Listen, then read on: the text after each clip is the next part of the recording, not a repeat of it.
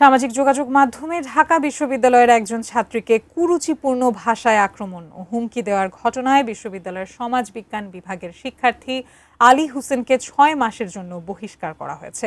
এ বিষয়ে জানাতে ক্যাম্পাস এলাকা থেকে যোগ দিচ্ছেন সহকর্মী সাইমুম জান্নাত। সাইমুম, বহিষ্কার প্রসঙ্গে সর্বশেষ কি তথ্য আছে আপনার কাছে? শিক্ষার্থীরা কি বলছেন আমাদের জানাবেন। আমরা রয়েছি ঢাকা বিশ্ববিদ্যালয়ের সিনেট ভবনে। এখানে ডাকসু নির্বাচনের চিফ রিটার্নিং কর্মকর্তা কার্যালয়ের সামনে রয়েছি।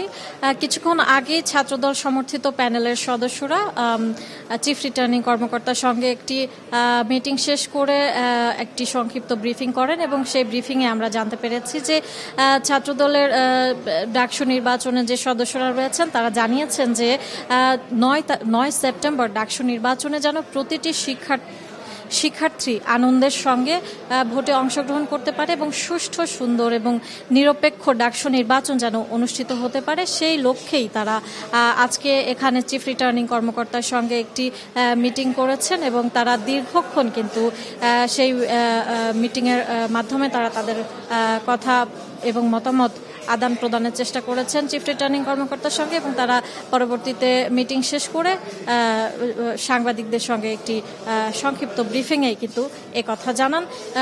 কিন্তু তাদেরকে কোনো প্রশ্ন করা হলে স্পেসিফিক কি কারণে বা তাদের কি দাবি এবং অভিযোগ সেটা জানতে চাওয়া হলে তারা সেটা জানাননি। বলেছেন যে নির্বাচন কমিশনই এই ব্যাপারে তাদেরকে জানাবে যে মিটিংটার বিস্তারিত কি নিয়ে তারা মিটিং করেছেন।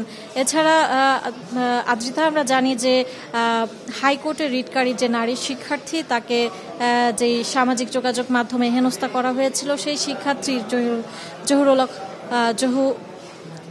হক হলের যে শিক্ষার্থী রয়েছেন আলী হোসেন, তিনি সমাজবিজ্ঞান বিভাগের ঢাকা বিশ্ববিদ্যালয়ের শিক্ষার্থী, তাকে কিন্তু ৬ মাসের জন্য বহিষ্কার করেছে। আজকে সকালেই